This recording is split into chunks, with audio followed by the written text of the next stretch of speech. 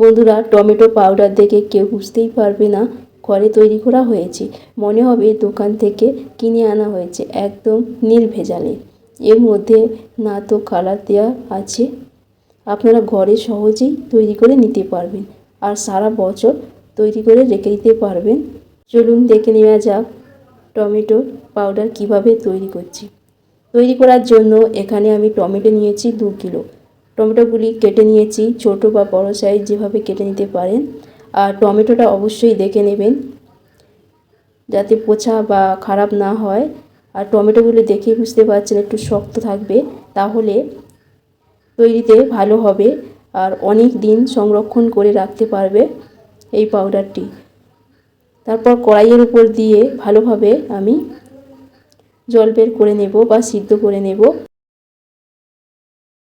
জলটাকে ভালোভাবে শুকনো করে নিতে হবে, তারপর আমরা পেস্টটা তৈরি করব।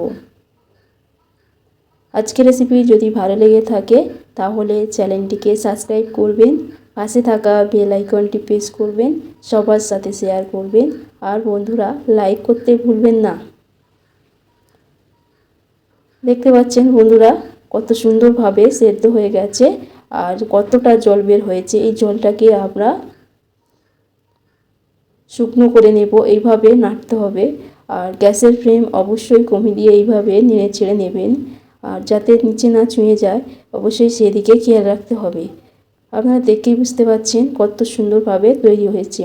আর সারা বছর সংরক্ষণ করে রাখার জন্য আপনারা ভিনিগার দেবেন। ভিনিগারটা আমি দিয়েছি, আপনাদের দেখাতে পারলাম না কোনো কারণে। আপনারা ভিনিগারটা অবশ্যই দিয়ে দেবেন। এখনও পর্যন্ত যারা লাইক করেনি লাইক করে দেবেন, আপনাদের একটা লাইকে অনেক দূর এগিয়ে যেতে সাহায্য করবে।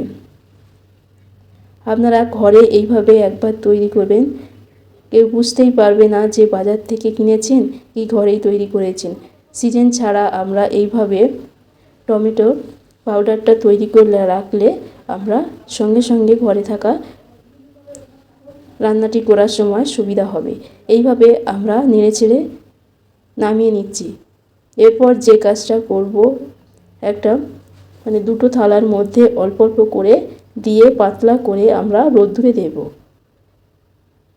রোদ্দুরে দিয়েই আমরা শুকনো করে নেব, তবে আমরা খুব ভালো করে শুকনো করে নেব যাতে পাউডারটা খুব ভালো হয়। আশা করি এই ভিডিওটি আপনারা বুঝতে পারছেন। কত সুন্দর লাগছে না? কালার ছাড়া আমরা টমেটো পাউডার তৈরি করে নিতে পারি। একইভাবে আমি দুটি মধ্যে দিয়ে আমরা শুকনো করে নেব। এইভাবে